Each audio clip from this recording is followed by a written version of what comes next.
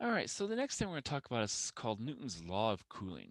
So the temperature of an object T in surrounding air with temperature Ts, so that's the surrounding air temperature, will behave according to this formula. So we have the temperature of the object is going to be equal to A e to the k plus the temperature of the surrounding air, where T here is time, K is a constant, basically the continuous rate of cooling, and A is a difference between the initial temperature of the object and its surrounding.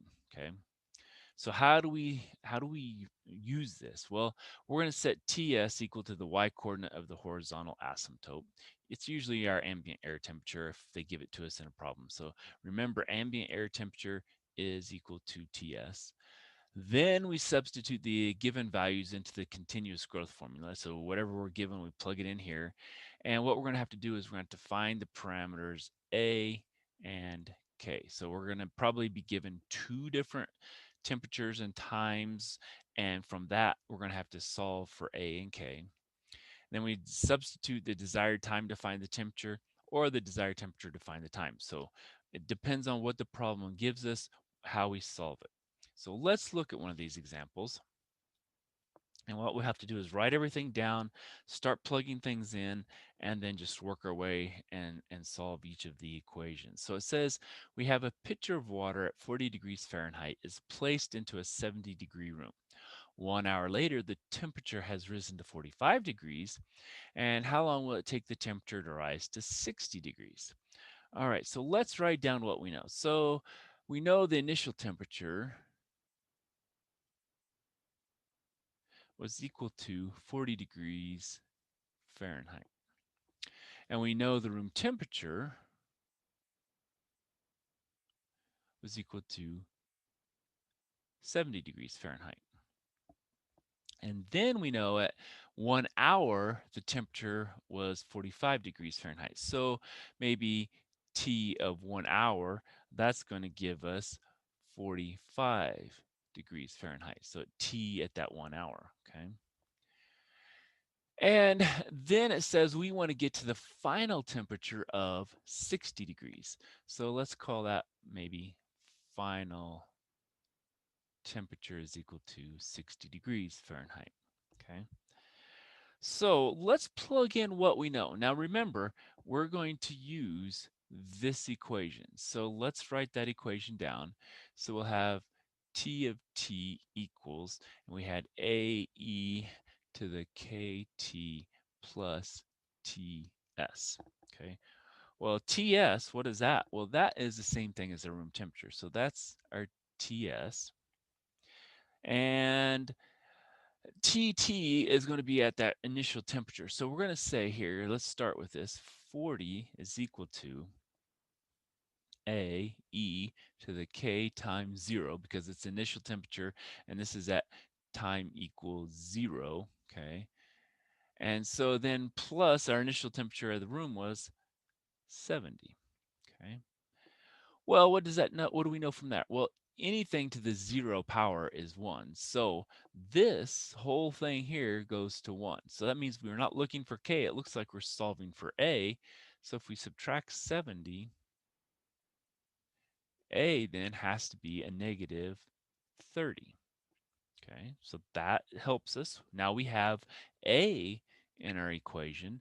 Now what we need to do is we need to solve for K. Well, how are we going to do that? Well, we're going to plug in another temperature at a time we know. Well, what's the only other one that we know at a specific time? We know at 1 hour, it's 45 degrees. So now let's say, okay, now we have the temperature is going to be 45 degrees. That's equal to, well, now we know A is minus 30 e to the k times 1 hour, and then we have plus our 70 again. Okay, well, what can we do? Well, we can subtract our 70. We can subtract our 70. And so when we get that, that's a negative 25 equals negative 30e to the k, because 1 times k is just k. Now we'll divide by negative 30. And so e to the k is equal to, and now we have 25 over 30. We could reduce that. So 5 will go in there 5, 5 will go in there 6. So that's equal to 5 over 6. Okay. Now we want to solve for k. So if we take the ln of both sides, then we can bring that k down. We get k equals ln of 5 over 6. So now we know k, and so we can plug that in. We found a already. So now what do? Well, let's plug it all in. Maybe there's more room on this side, so let's do that. And now what we want to do is find t, because now we'll have K, we'll have A, we'll have TS. We know what our final temperature we want. And from there, the only thing left is T. So let's plug everything in.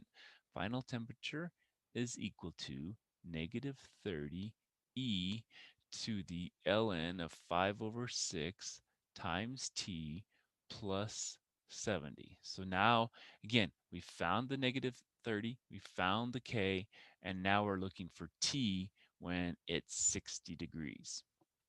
All right, so how do we do that? Well, we just do like we've been doing, subtract 70. So we have a negative 10 is equal to a negative 30 e to the ln of 5 over 6 times t.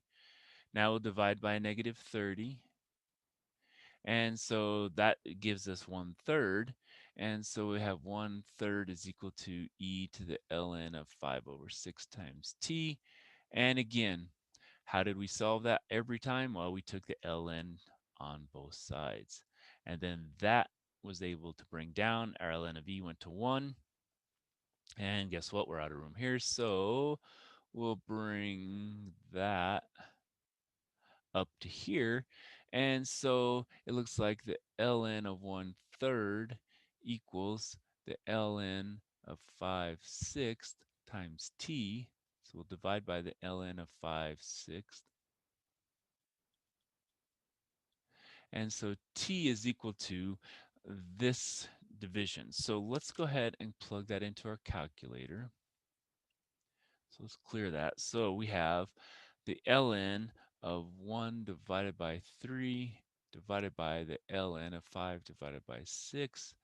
And that gives us 6.03. So we got 6.03. Now, how long it's going to take the temperature? Well, everything here has been in hours. You know, if we're looking at this, it was 1 hour and stuff like that. So let's say T is going to be approximately 6 hours is going to be when it hits that 60 degrees. Okay. Now, again, if they wanted us to round to a specific decimal place, they could have said, okay, how long will it take to the 100th or to the 10th or to the whole number? I'm just going to say, okay, let's take it to the nearest whole number, which is 6 hours, and that will get us the value we need. Okay. So again, wasn't hard. We kept using the same equation. We had to do it how many times? Well, we had to do it the first time here. And then once we got down to that, we got our K. And then we plugged it in again with our 45. Actually, we got our A first, sorry. And then we plugged it in here and we got our K. And then we plugged that in again, and then we got our t. So we had to use the same equation 3 times, just different values for our t of t, depending on what time it was. And we got individual pieces until we finally got our final time of about 6 hours. Okay. All right, so now we're going to look at logistic models. Okay, now these are growth models, and they're going to be approximately exponential at the beginning. But what happens is then it reaches this plateau at the end. And so it plateaus, and that plateau is due to this horizontal asymptote at y equals c, and that c is called our carrying capacity. And so our function is f of x equals c over 1 plus a e to the negative bx. That's a logistic model. And we can get this kind of point of maximum growth, which is our point of inflection, where it goes from concave up to concave down. It's going to be the max point here, and that's the ln of a over b comma c over 2. So that's going to be our point of inflection, which is the point of maximum growth. This is our initial value of the population, which is just c over 1 plus a. And so all of those things are going to help us solve these problems. So again, C over 1 plus A is our initial value. We can, solve for, the little a or the c depending on what's given in the equation or how we're given the numbers. Again, C is that carrying capacity. It's the limiting value. So it never gets to that point. It just gets very, very, very close. Now on our calculators, if we do it, we can't have enough decimal places. And so it's going to look like maybe, at this point we actually have that it's going to equal C, but it doesn't. It's just we don't have enough decimal places to show that it's not equal to C, but it's getting just very, very close. Now B is our constant determined by our growth rate. Okay. So what we're going to do is we're going to look at this example and try to solve it. And what we're going to do is we're going to try to predict how many people in the community is going to have the flu on day 10 and day 15, given all of this information before that. So we have an influenza epidemic spreads through a population rapidly at a rate that depends on two factors. The more people who have the flu, the more rapidly it spreads, because it's going to be kind of like a exponential in a sense. And also, the more uninfected people there are, the more rapidly it spreads. Because if you have everybody have it, it's going to start slowly going in, and that's going to be kind of, the no people. But not no, but just certain people have it, and then it's going to hit that maximum peak here, and then it's going to actually start slowing down spread as we go. And the further out we go, it's going to spread even slower and slower, because you only have one or two people left in the population that actually have it. Don't have it, I should say. All right, so these two factors make the logistic model a good one to study the spread of communicable diseases. And clearly, there's a maximum value for the number of people infected, which is going to be our entire population. You can't have more than that. And so that's going to be our C, okay? So for example, at time equals 0, there's one person in a community of 1,000. Well, hey, that's going to be our C. That's going to be our T naught, who have the flu. So in that community, at most 1,000 people can have the flu. Now, researchers find that for this particular strain of flu, the logistic growth constant is B equals 0.6030. Okay, well, we could probably drop that last zero to write our equation. We don't really need it there. But for the accuracy they want, it has the 4 decimal places.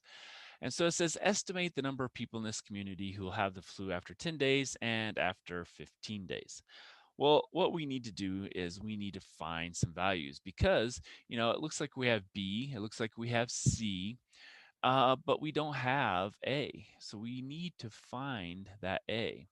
Well, we can find A by doing and plugging everything in here, because we know C and we know it's at time 0. So we can set those equal, and we can say C over 1 plus A is equal to our initial value. And so C was what? 1,000 over 1 plus A is equal to, what's our initial value? Well, we said somewhere up here. I saw 1 somewhere. There's one person. Here we go. One person in a community at time equals 0. Okay, so that's equal to 1.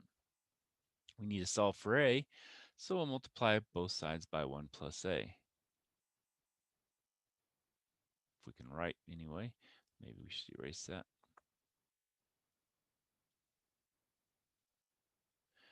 All right, so 1 times 1 is 1, and then 1 times A is A. And so that gives us 1,000 equals 1 plus A. So subtract 1, A is equal to 999. Now, what we need to do is plug all that in and make actual logistic model. And so our logistic model, I don't know, let's say it's f of t, because it's probably going to be of time. So that's going to be our C divided by our 1 plus A, which we found was 999, and then e to the negative 0.6030 times t, okay? And so that's our model. And what we're going to do is we're going to solve at t is 10 and t is 15. So let's write that out here. T of 10, T of 15. And there's two ways we can do it. We can plug it in directly. So F of 10 is equal to 1,000 over 1 plus 999 e to the negative 0.60. 30 times 10, and we'll get a value. And we can also say, well, f of 15 is equal to 1,000 over 1 plus 999 e to the negative 0.6030 times 15, and we'll get a value. So let's do those. And while we're doing this, I'm going to also suggest, if we're going to be doing a lot of the things, maybe they wanted 10, 15, 30, and 40, it would be almost easier to plug it into an equation, graph it, and then find those points on the graph. So let's do it that way, and we'll also do it the other way and see what we get. So 999 times e to negative 0.603, oops, 30, and then x, and then arrow down and print it. Oops. Okay, now we want this. Have to arrow, there we go, and then parenthesis. And so where's our window? I don't know what we'll have here. Okay, so that works. And we need to make sure we're going to out to the how far we need to go. We need to go out to 15, so 30 should work. And so what we can do is we just hit trace. And if we hit 0, that should tell us there was 1. And so our model works so far. And so what if we wanted 10? Well, that says we have 293.85. So if we round it up, 294 people. For 10, what if we want 15? Well, that says 894.565 is going to be it. So 895 people will be there. Now, we're not seeing what it looks like up here. So let's make our window a little bit bigger. We're going to have to probably go up to at least maybe 1,010 here. Let's do that. And we see that now it looks more like a logistic. Before it looked just exponential. Now it looks like a logistic where it, flattens out up here, doesn't go any further. And so, if we traced, probably what we'll see is it's going to go to 1,000. So, keep going.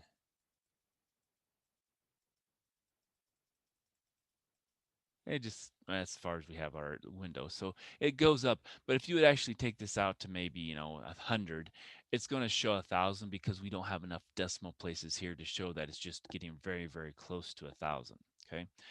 All right. So that's the one way we can do it. We just type 10, get a value, type 15, get a value, and we have that. Or we could have done it the harder way, and we could have typed 1,000 divided by and 1 plus 999, then second e to the negative 0.6030 times 10, arrow down, parenthesis, and we got our 293.85 again. And then if we wanted the 15, we just go back up and plug in a 5 here, and we get to 895. So either way we do it, we get the same values. Here, we're going to say it's approximately 294 people, and here it's going to be approximately 895 people. Okay, so that's how many people have it after those points in time, 10 days and 15 days. All right, so let's stop there and we'll come back for more.